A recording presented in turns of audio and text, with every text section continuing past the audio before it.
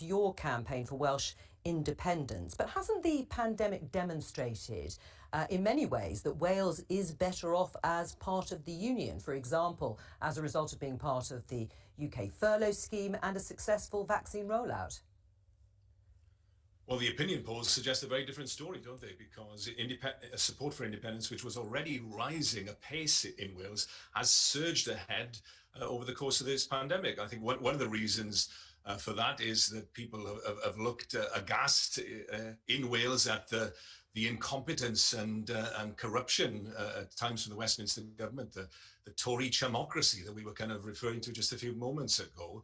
But also, I think there was a seminal moment in the firebreak, which was our lockdown in the autumn, where the Welsh government, the Welsh Labour government, asked for an extension of the furlough scheme in order that they could have as long a firebreak as was necessary to save lives. The Treasury refused them, and therefore they had to foreshorten it.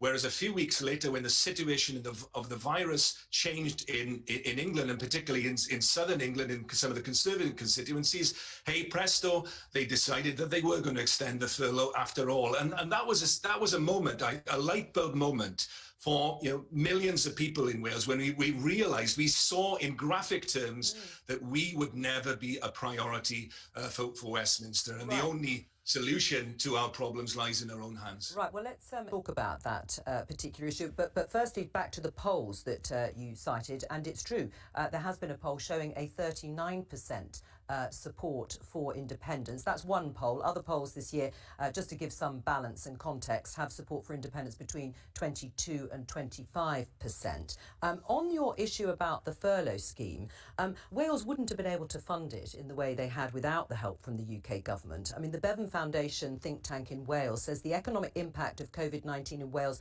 has been significantly mitigated by government schemes.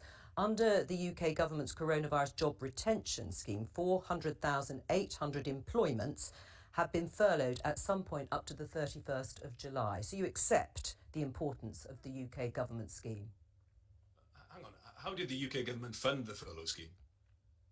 They funded it by borrowing, didn't they? They funded it using the very same method that every country in the world has done. And independent Wales would do the same. Of course, when you're facing, once in a century or once in several generation event, that's what governments do. And independent Wales would have done that. And by the way, we'd have money to spare, because we wouldn't waste 200 billion pounds on a Trident nuclear missile system. They're increasing money on that. We wouldn't have wasted money. But Adam, it is about, you're quite right, it's about priorities. But when you say that there was money to spare, the Institute for Fiscal Studies says Scotland's implicit budget deficit could be almost 26 to 28% of GDP, and implicit deficits of Wales and Northern Ireland will almost certainly be even higher than Scotland's, reflecting their weaker economies and lower tax revenues. Yeah, but hang on. I've given you two examples there. Yes, you did. You did. I accept that.